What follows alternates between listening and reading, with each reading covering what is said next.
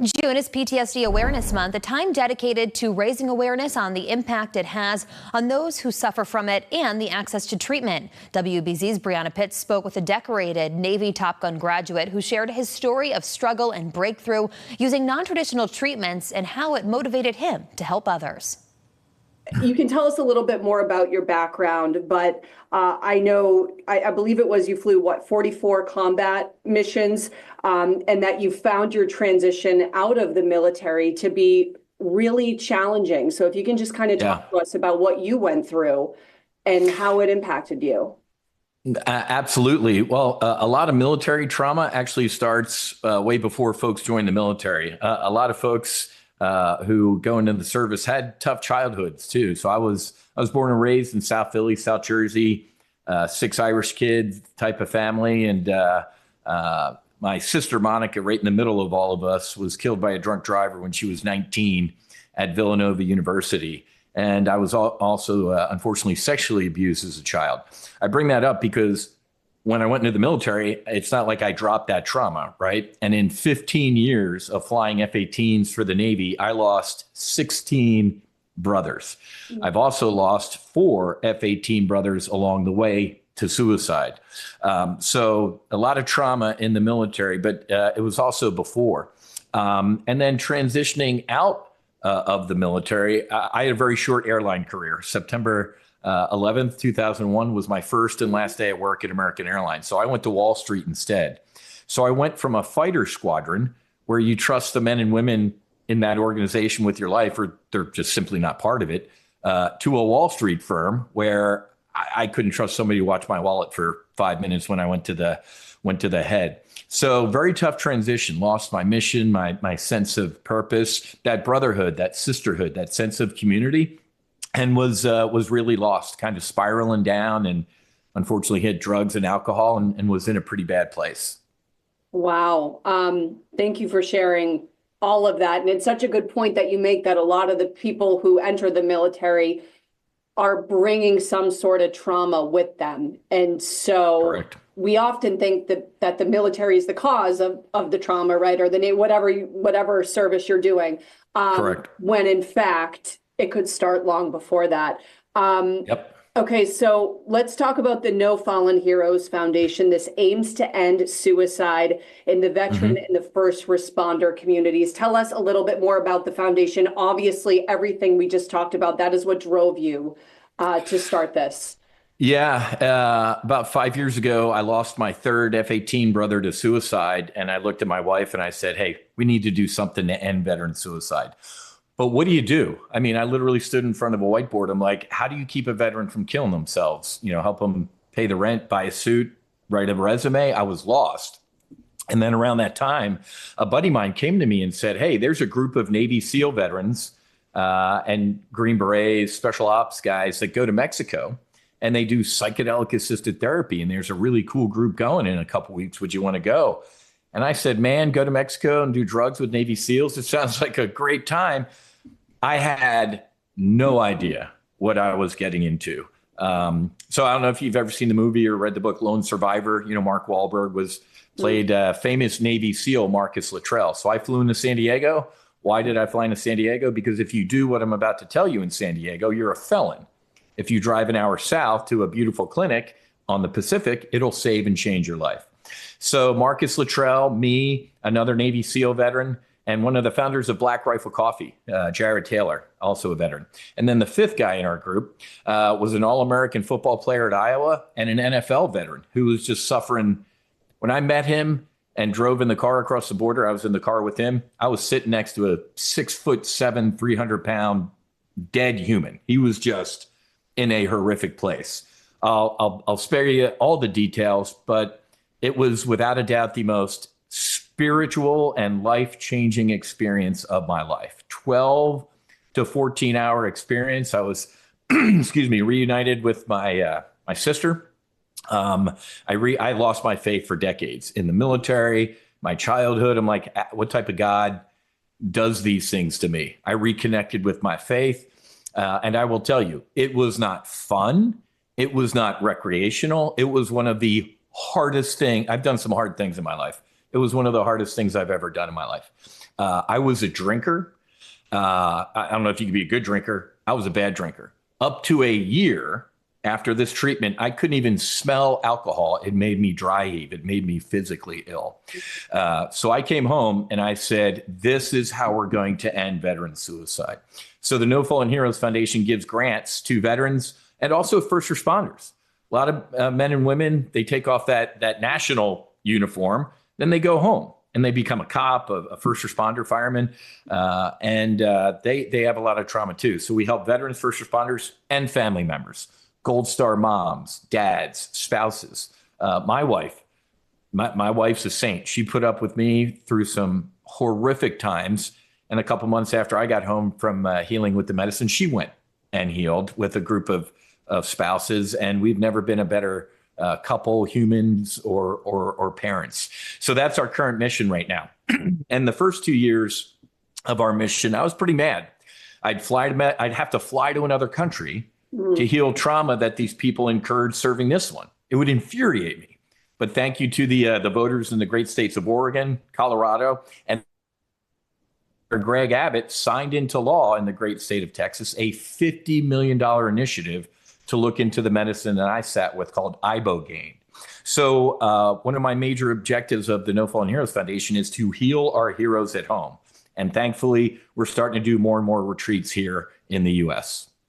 What would you say would be a good sign for someone who watches this interview, right? And they're either a first responder, a policeman, a firefighter, they've served, or it's a spouse, like you mentioned. I'm sure people have inklings, right, when they know that someone's off. But I guess what would be some signs that you would share for someone to look out for to say, like, hey, maybe this person really needs extra help, and this is when it's crossed the threshold of like, we need to do something about it? That's a great question. I use the Robin Williams indicator. So first of all, use your gut.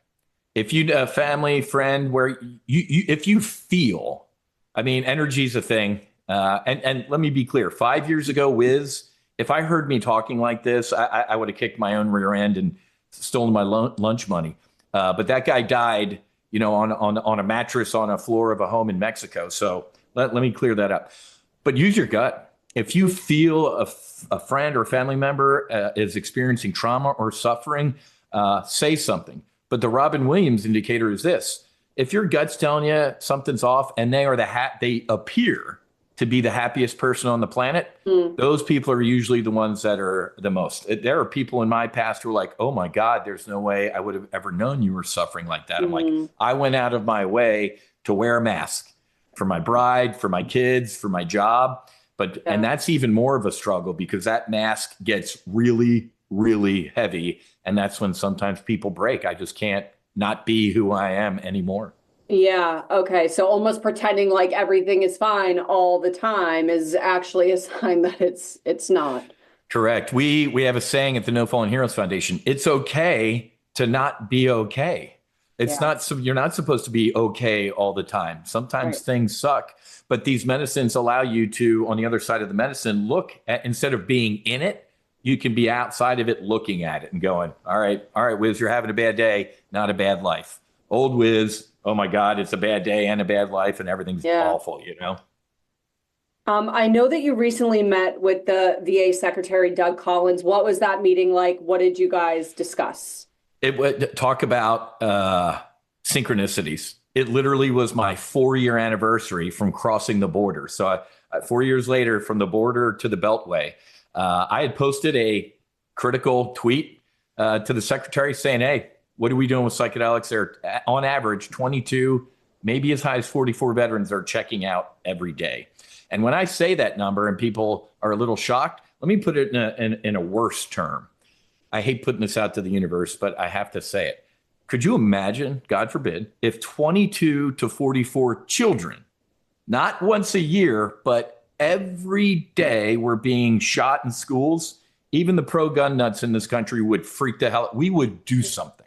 But when it's 22 to 44 veterans, people are like, oh, well, thank you for your service, and let's go find something else to do. So I went into the VA armed. as a fighter pilot in a debrief, we have a saying: if you're going to throw a knife, make sure there's a note attached to it. So I came armed with, hey, Mr. Sec, and he was great. He said, Whiz, the president is on board with this. He said, if anybody's going to do this, it's going to be us, and it's going to be now. And he said that in the cabinet meeting. I was stunned. 4 years after sitting with the medicine, for President Trump to ask in a cabinet meeting, Mr. Secretary, what's going on with veteran suicide? That was shocking enough. But the secretary's answer included, hey, there's some nonprofits out there using psychedelics, apparently with some good results. I mean, we got to look into it and make sure it's safe, but I don't know. There might be something here. I was blown away. There's no way in hell I would have thought, first of all, I would have been at the VA headquarters meeting with the secretary. So I'm pretty bullish as to where we are right now. But let me share with you real quick why I'm very cautious. I stopped going to DC for years for this reason. I met with a lawmaker, Republican, who shall remain nameless. Behind closed doors, he looked me dead in the eyes and he said, Whiz, love what you're doing. And I was like, great. And he's like, no, well, you're going to have a problem with the big pharma and the alcohol and tobacco folks. I was like, isn't that your job? I mean, what are you talking about? I'm going to have a problem. So there are some powerful forces aligned against this. Sadly, there's no money in healing. And that's such an ugly thing to say, but it is the absolute truth. Marcus Luttrell, the Navy SEAL I went with, he was on 15 medications from the VA, 5 to wake up, 5 for lunch, 5 to go to bed. He hasn't taken a single medication in 4 years and hasn't touched a drink. So there are some challenges, but if we keep leading with our heart and our truth, we can't fail. That first psychedelic revolution, I mean, I love my hippies and the mala beads and the drug rugs, but Timothy O'Leary at the time said, hey, we should put LSD in the water. I think that probably scared a lot of people.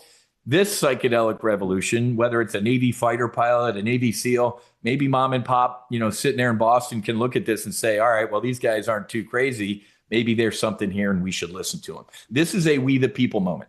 This is coming from us up. Clearly, it's not going to come from them down. Yeah.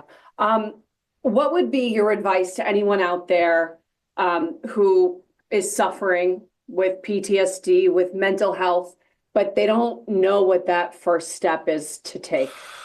The immediate answer is you are not alone. I don't know how many times I had some dark nights of the soul saying, I'm alone. There's nobody else going through this. And, maybe I should just check out. Wrong. Your brothers, your sisters, a lot of us have suffered in silence, but healing is possible. There is a way out. That's usually when most people decide to check out, is they just feel that hopelessness. There is no way out. I guarantee you there is a way out. Let me be clear. These medicines are not for everybody. Like I said, this was one of the hardest things. It was tough. But there are so many different healing modalities. Yoga, meditation, walking on a beach, climbing a mountain in Nepal. There are a lot of different healing modalities, but I have a saying, radical trauma might need radical healing. And these medicines are definitely that. And they've been used for thousands and thousands of years, which is interesting. We in the West act and, hey, look at what we just found. And you got a medicine woman in the Amazon going, welcome to the party. We've been using this for just a little longer than you all. So we're getting there. But I would tell them, I promise them, my brother, my sister, healing is possible. There's a way out. A final question for you. As we mentioned, June is Men's Health Month. How important is it for men to have a role model and to see and hear other men speaking about trauma? And like you said, saying it's okay to not be okay. Because I think for a long time, men were told, if you're not okay, we don't want to hear about it. Suck it up. I was raised, it's definitely a suck it up culture in the military, but I was also raised that way too. You're a man. Boys don't cry. I'm old enough. One of my favorite bands is The Cure. Hey, they have a song, Boys Don't Cry, right? That's wrong. After I came home and did some serious healing with these medicines, took to social media, started the foundation, I started talking about it. And a lot more people started reaching out to me like, wow, I didn't know this, or I can't believe this, or thank you for being so brave and talking about it. I'm like, I can't not. First of all, it sounds weird when they say that. I'm like, I call this the world's greatest Ponzi scheme. When you go heal, you come home and you want to tell everybody.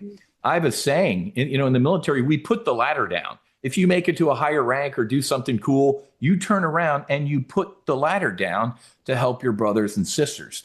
So that's what I would tell them is it's okay not to be okay. You're not suffering alone. I don't, I think I'm robbing a village somewhere of an idiot, and I'm sure Marcus Luttrell does too. But if I can do this, if a Navy fighter pilot, Top Gun Maverick type of guy can talk like this, you can too. Trust me. And we've helped on the civilian side. We've helped MMA, box the toughest guys you would think on the planet. And when you see them sitting in ceremony, cracking their chest open and bearing their traumas, it's pretty incredible to see. The world clearly could use a little bit more healing with where we are right now.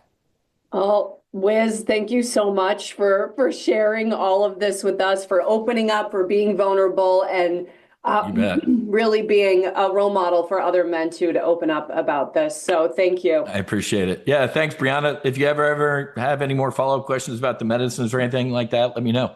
Absolutely. All right. Have a great day. All right. God bless. Bye-bye.